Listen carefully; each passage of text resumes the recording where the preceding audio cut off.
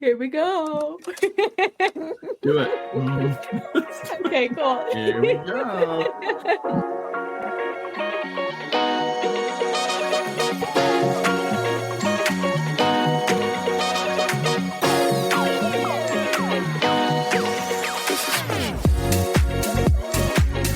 Welcome back to Coffin Talking, where we unravel the mysteries, embrace the peculiar, and find humor in the unconventional world of funerals and death.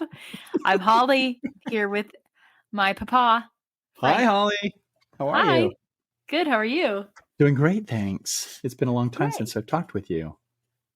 Well, with regards to the episodes. Here. Yeah. I was going to say, hello. Don't you remember yesterday? The day before. I don't know. The day before. Yeah. Hope everything's going well. Yeah. A little bit of a small talk, making sure that everybody's healthy and happy. So, and everybody is, right? Everyone's healthy. Everyone's happy here. Good. What about you? Same. I think we're all healthy, but happiness, you get very anxious sometimes. And this last week, it's been a very anxious week for me for some reason. The whole week? Is it just with most work? Of it. Yeah, most of it. Most of the week. Yeah, and I think it's all just, got a little too busy for me. And so when that happens, you hope and pray that you don't forget things. And so that's the problem. So you're just always trying to second guess yourself, go back over, even though you've looked at it, you go back through and look at it again, and you just waste a lot of time that way. Yeah. Yeah. So it becomes very anxious, stressful. Tiresome. Mm-hmm. That's a good point. That's not great. Good way of saying it. So anyway, that's been my week. Well, okay. Anything fun to report? Just reports on grandkids, and I think that those are some of the funniest stories I've ever heard in my life. Although I will say this, which I love, and I will never share stories of on a personal note. But I do like the fact that where my daughter is located now, they had the opportunity to go to see ice harvested. That is so cool. That was cool. It's in the Midwest with all the crazy storm that's just been happening. And it looked like from the pictures that she sent, was it just on a frozen lake? On a frozen lake. Yeah. And seriously. They cut the ice. And the ice was how thick, Holly, when you saw the pictures? Was it a good foot? Good thickness, yeah. Yeah.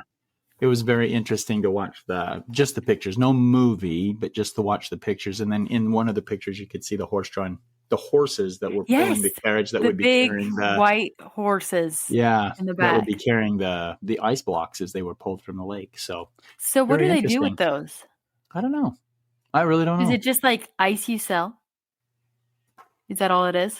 I don't know, because I noticed there's leaves in some of the ice, and so I just thought, they must shave that off.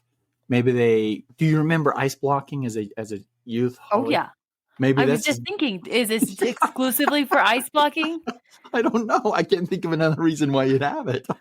Except to keep cold storage cold. Because, sometimes in the old days, they'd put ice in coolers to make sure that, or in, what do they call those? Potato cellars, in cellars. Oh, in cellars, to keep the areas cold. So maybe, I don't know. I have no idea. Maybe from transport or something. Yeah, in transit. This sounds like two people who have lived in Arizona for a very long time and have no idea what research forest coffiners, let us know what you would use ice blocks for. But really, the pictures, you just think of Frozen and Kristoff harvesting that ice. Yeah. It is exactly the same. Yeah, those tongs are amazing. If they would hook onto the ice blocks and pull them from the lake, it's amazing. I wanted to see how they cut the ice, actually. I guess they would use like a saw. I don't know. I would think so. Yeah, very interesting anyway. I love how all the little kids had on their life vests, in case they got pulled into the lake. Jeez. I was just going to say, I love how they had the little kids. Child labor at its finest. Hey, you want to hire them out and then bring them home? Get some cubes out of it. Oh, my word. That is funny. Anyway, so I guess living my life vicariously through my grandkids at this moment. Yeah, that would be so cool to do as a kid. Jeez. Yeah, but it was very, very interesting. And I just started looking at all of not necessarily the grandkids, but the intricacies of of what was happening with the ice blocks, how they were moving the ice blocks, and then it was very good. And then to see our little grandkids' faces there and smiles, huddled over them. Yeah, exactly. Very fun. Trying for all they're worth to pull it out of the That's lake. right, out of the lake. Yep. And did you see, one of the grandkids holding onto the life vest of another one while trying to help? Did they really? I did not even notice that. Like, I got your back. Don't worry. You'll have to go back and look Oh at it. my gosh, yeah. Do you see it? I'm seeing it right now. Pulling him back. I'm not going to get too close, but I'll hold on to your life vest. I'll keep you safe. That reminds me of when me and Kaden and Caden's sister and her husband, we all went to Zion together before we were married. I remember actually, that. I remember those pictures. I do remember that. And and we hiked Angel's Landing, and at the very top, I wanted to look over the edge, so I was laid down, looking over the edge, and I had to have someone holding my legs, even though 99% of me was not over the ledge. That's right. Just for the fear factor. Well, the wind could have picked up, Holly. I know. I could have flown off that thing. Incredibly unsafe. And why do you think they call it Angel's Landing? Seriously. Ew. Oh, makes my hands sweat thinking about it. Yeah, it's funny. Oh my word. So anyway. So fun. Yeah, so that's that kind of living life and having fun, looking at some of the things other family members are doing. It's very fun to see them growing and the activities that they're being a part of. It's fun.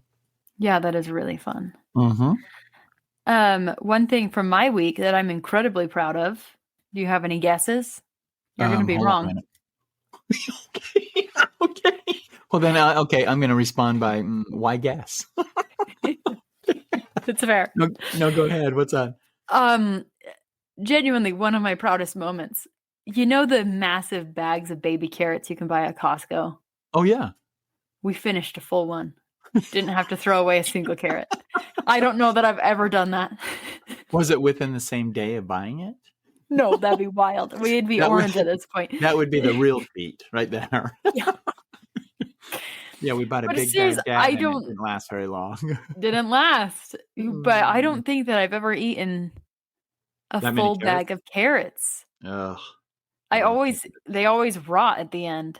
Yeah. And I always have to throw away a couple, but no. Did you just eat them raw? Or did you put them in things? Well, here's what I've started doing is I've been being a little chef, and I'll chop up little carrots and I'll put them in our soups, even if they don't call for it. And I'll put them in, this is new, in scrambled eggs. Oh, really? Yes. If you cut up little baby carrots, you saute those for like a minute or two before you put the eggs in. Yeah. And then you put some eggs in, scramble those up with the carrots, salt, pepper, grate. And then you take them out, you cut up half of an avocado, you put the avocado on top of those, and then you salt again. This is crucial because then the salt sticks to the avocado and it's amazing. And then you put it all in a tortilla from Tortilla Land that you cook up. And then, it's the best breakfast. Pair that with a side of orange juice. Ooh! That's what I've been eating every single morning. Tortilla Land. Where I would choose to live if I could. Okay. Man. Oh my gosh, I'm going to have to try that. So you actually dice them. Really you don't what do I want to call it? You don't like slivers of carrot, right? You actually dice the carrot. Yeah. Yeah, okay. You dice them. So it's you take a baby carrot, you cut it up into 3 or 4 pieces. Okay. Wow. And it's so good. Let them fry or saute just a little bit before you throw in the egg, and then put the egg, or take it out of the pan, put the avocado on that, and then put the whole mixture into a tortilla. Wrap it up and use it as a burrito. Yes. A burrito. Sounds good, actually. It's so good. Wow. Who gave you the idea of putting carrots in the eggs? Actually, one of my friends, Tina, that I met in Houston. Okay. Huh. She said it one time, stuck with me. I tried it. Wow. It's amazing. So these eggs look kind of bland. Oh, I know. We got baby carrots. Carrots! I will finish this bag. I'm going to throw carrots in there. amazing. It's really so good. Did Caden like it? Well, so here's the thing is I make these fabulous breakfasts and he's doing this intermittent fasting thing. So he never eats breakfast anymore. Oh. So Conrad can't eat it. Caden can't eat it. I'm just eating my breakfast. So it's fine. I'm here by myself eating this. I'm here by my lonesome. Avocado. That's fine. But you know what? It's a peaceful time. There you go. Hey, listen, was it soup that you were doing in the Instapot? Okay. Second part of chef moment. We did butter chicken in the Instant Pot. Oh, butter chicken, yes. Yes, which is an Indian dish. And oh my gosh, it turned out so good. Really? Yeah, it turned out really, really good. And it was so easy. Huh. So you're going to cook it again? Oh, yeah. And the chicken was... These Instant Pots are crazy because the chicken was so moist and tender and thoroughly cooked. But... it was infinitely better than just boiling a chicken to cook it. And I know boiling is like the basest level of chicken. Yeah. But, oh my gosh, it was so good. Now, I'm sorry, Coffeners, for my ignorance, but isn't an Instapot like a pressure cooker? Yes, it is. Okay. So it has a lot of these different settings where you can air fry, you can pressure cook, basically anything you want to do, you can do it. Wow. I think you can even bake in an Instant Pot. Well, I don't know about that. I'll have to check into it. I'm not going to go crazy and try and scramble my eggs in it, but they are crazy. Well, they're only if you throw in carrots. Well, of course. You could probably put the carrots in raw with the eggs still yolky or raw as well. Let it all cook together. Yeah. Scrape it up, stir it. Oh, Coffeners, if you could only see us stirring in the air. I know. Anyway, it's all great. But yes. Right. Okay. We've had fabulous breakfast this week. Good. I say we, and it's just you. Me. You, yourself, and you. Mm-hmm. Me, myself, and I. There you go. There's the we. There's the we. Mm-hmm. But, I mean, that's all I got. Okay. That sounds great. I'm glad you had a good week. Well, Coffeners, thanks for joining us this week on Coffee Talking. Don't forget Tortilla Land. Don't forget Tortilla Land. Oh my gosh. Oh wow. No, let's jump in. Let's be frank. Thank you, Holly. So today I want to talk a little bit about hearses. And for those of you that have seen hearses, I want you to think in your mind what it is you notice about a hearse.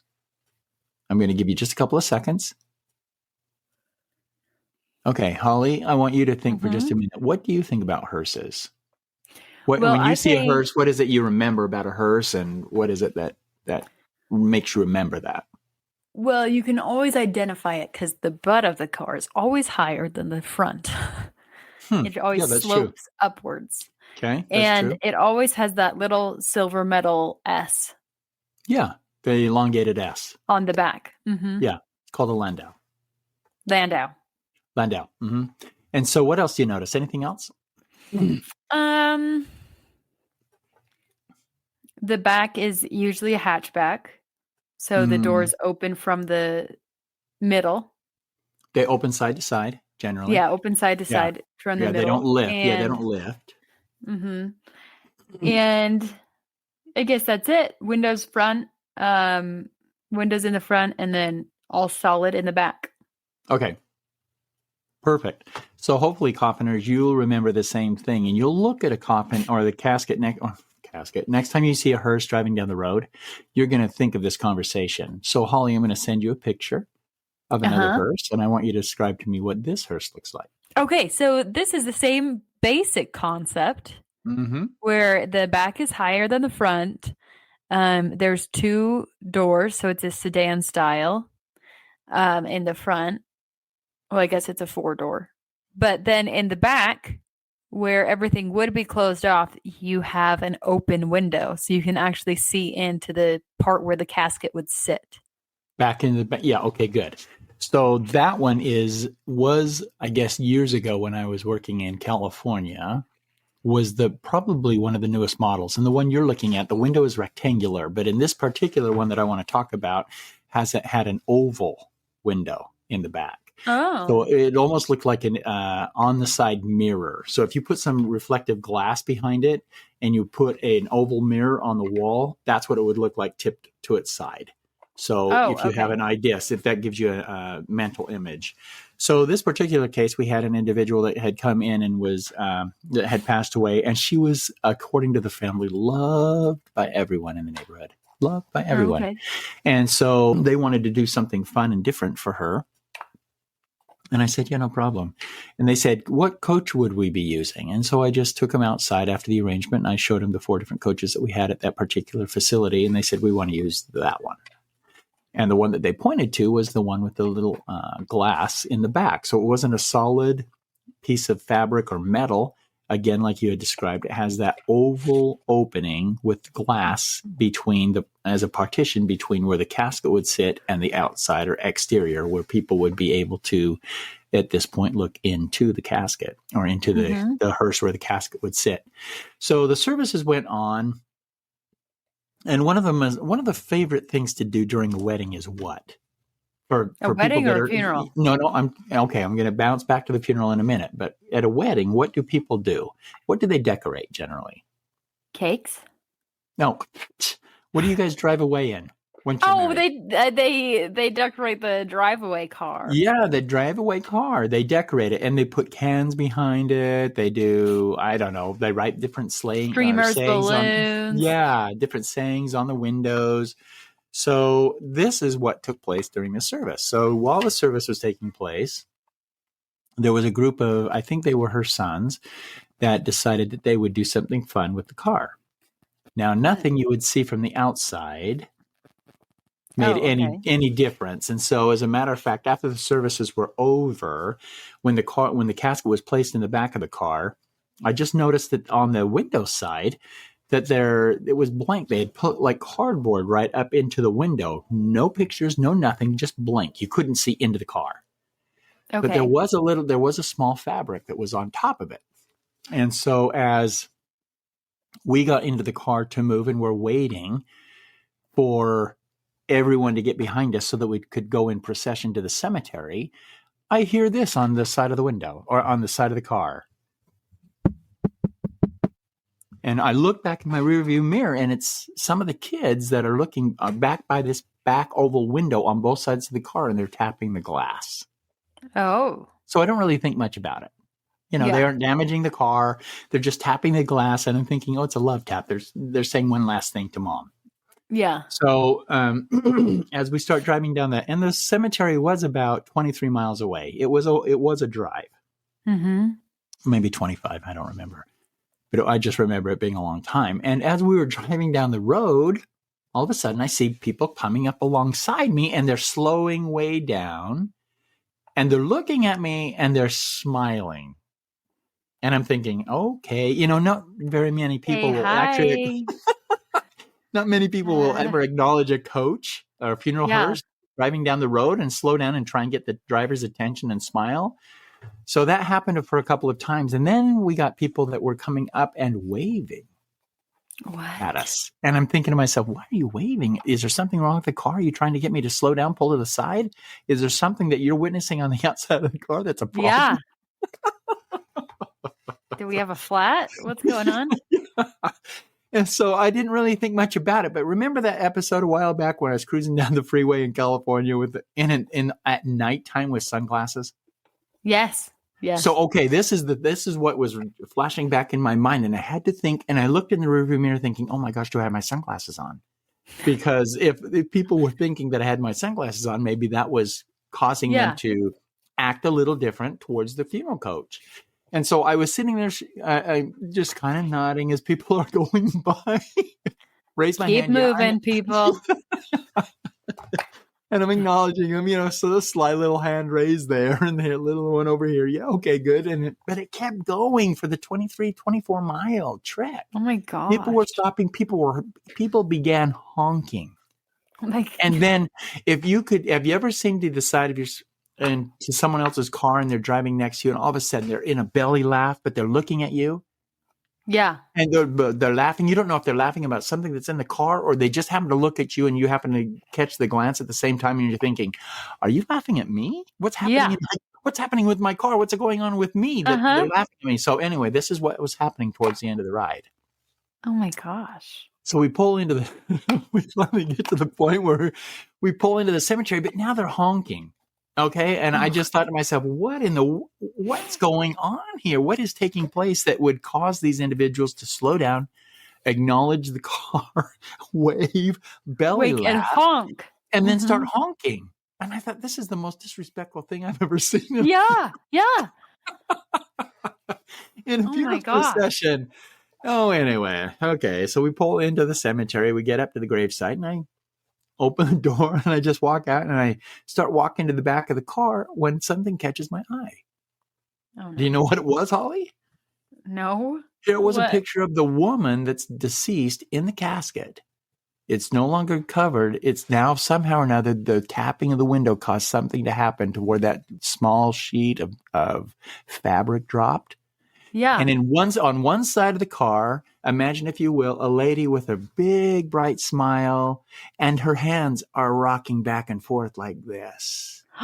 So it's almost like she's doing a double wave on one side. And I walked over to the other side, and then it was just one hand that was going up and down like this. Oh my gosh. And each side had a different pose of expression of this lady and her face. And here, this is what the family put in there. Because the whole time they kept saying she loved life, she loved meeting people, she loved being the center of attention. Well, at death, guess what she was? She got it. She got it again. Oh my gosh. So anyway, that was the important thing. And then what they did is once the casket was removed, they would reach in. The kids reached in and they pulled the placards from the windows and then carried them and had these metal stakes. And it was kind of like a what do they call those? The plasterboard, not a plasterboard, but it's got the foam board, and where they had the little holes between the front and the back of it. They had these wire things that they would stick in the ground, and then they put these things on there, or both these pictures on both the front and the back end of the casket, facing the individuals that were there for service. And if the hand stopped, there would be someone there to just tip it. And everyone, you could hear these little, you could hear these little smirks. Look at that. Oh, look at that. Just laughing. Holy cow. So the minister, bless his heart, once he was finished, he said, I think she has a message for you. And if we could just get the son to come up and kind of tap those arms one last time. Yeah. Let's see what it is. Final goodbye. Yeah. Bye. Final wave. Bye. Hello. Bye. Oh, Jeez. wow. So this is kind of a short and sweet to the point story.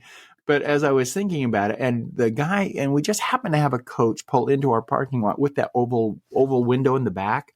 And really?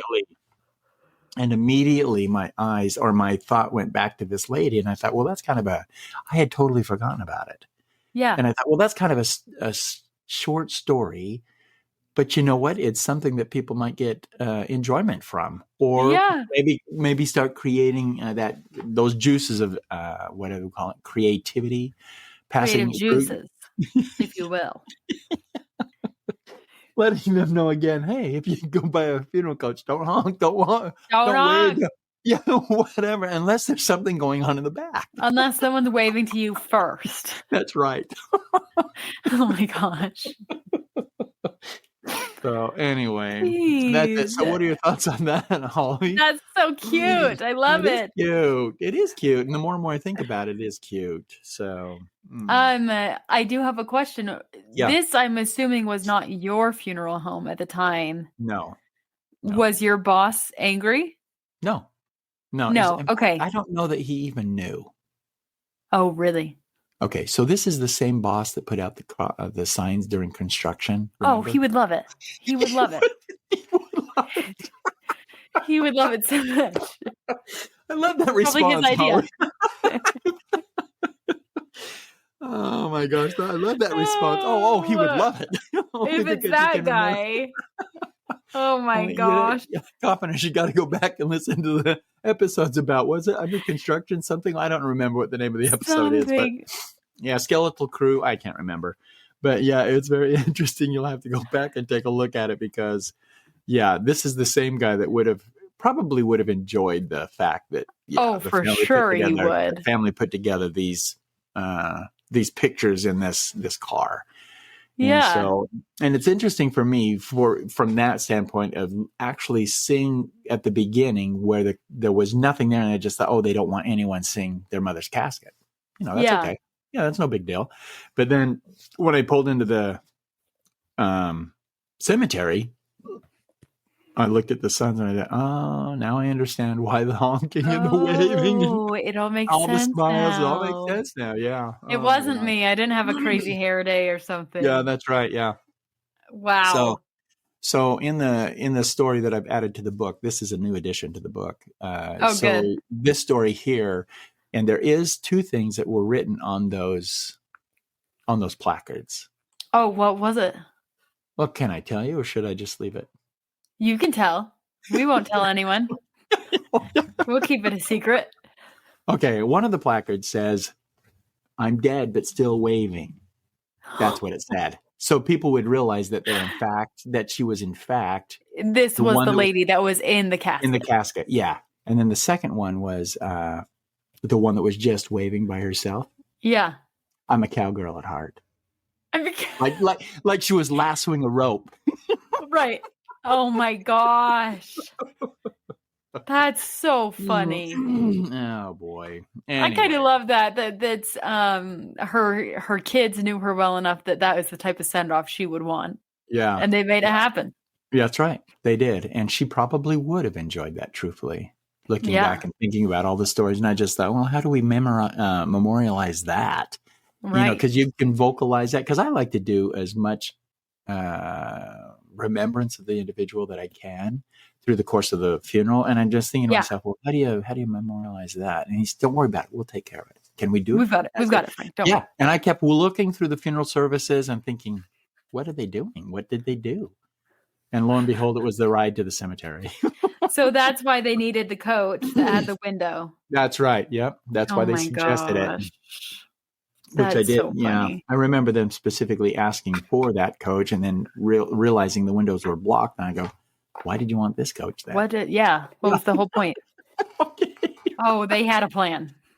They had a plan. The plan was there. Yeah. Oh, the plan was there. Yeah. Mm-hmm. Anyway, so that's it. Oh my gosh, that's so cute. I love it. Yeah, it was very fun. Also, Coffiners, if you wanted to go listen to that episode, it's the improvements for you. Oh, okay. Yeah. Thank you so much for looking that up. Yeah. So that one is so funny. I need to go back and listen to that one. It's so very funny. Interesting. Yeah. So before we end this episode, there's one thing I want the Coffiners to think about for the next episode. And this next episode is, I want you to join us because it is truly amazing in what took place. But I want you to think for a minute, Coffiners, why do you go to scenes of accidents? If you hear about someone that has actually lost their life, either through gunshots or through an auto accident, airplane downing, why do you go and visit the spot of the accident? Do you ever do that, Holly? Have you ever considered that? It's you hear of a good friend that died and you just, out of the blue, you just find yourself driving past where that person passed away. Mm-hmm. Have you ever done that? Yeah. Or thought about that? Or that? even just like things in the news, if someone died at somewhere, even if we're just passing by it, like, oh, this is where it happened. That's exactly right. And there's a reason why, and there's a phenomena that's called a specific phenomena, and some people call it rubbernecking, but it's more than that. And I think that it would be fun to, before we begin the next episode, to actually have just a tutelage about why people do that and why they feel the need to do it. Yeah. And so anyway, think about it, and then the story will blow your mind. Ooh. So I just want you to gear up for it because it will be a very interesting story. If you stay with us and listen to it the next week, or whenever else we drop this next episode, you'll be glad you did. And it That's may, and it's quite one of the those, cliffhanger. and it's one of the and it's one of the stories that will make you stop and go, a little closer to the mic, Holly. So enjoy it and think about it. But I do want you to think about it, Coffiners. And if you have ever had that expression or that opportunity, I don't want to call it an opportunity, but that inkling. Experience. Yeah. The inkling. Someone you have actually that has passed away close to you, and it was under unusual circumstances. I want you to, drop us a line and let us know why you went there, or if it did occur to you and what caused you to actually want to go by. And the one thing I think about a lot is years ago, one of these airliners was hit by a commuter plane. A small plane, but the big plane didn't go down. All six passengers on the small Cessna were killed, but it blew a hole into the fuselage of the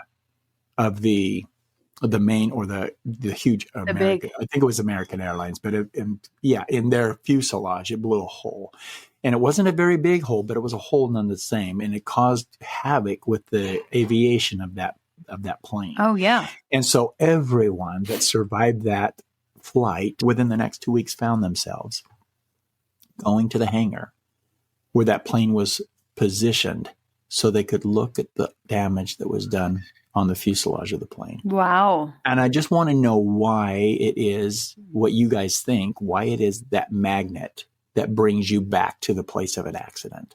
Mm-hmm. Whether no one died or if a lot of people died, what is it that you think brings you back to that accident? And we're going to talk about that in the next one. And it's one of my it's a horrifying story, but it's still one that needs to be said, and it has a great outcome. So great. Anyway, yeah. Any questions on that, Holly? Oof. No, I'm excited. I would be too. I'm excited to tell it. I've been waiting for a long time to tell it, but only because of the way that it played out. So okay.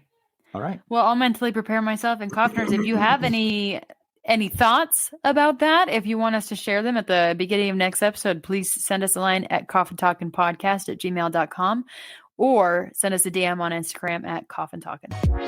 And we will see you then. Thanks, Holly. Thanks, Coffiners. Thanks for tuning in. Bye.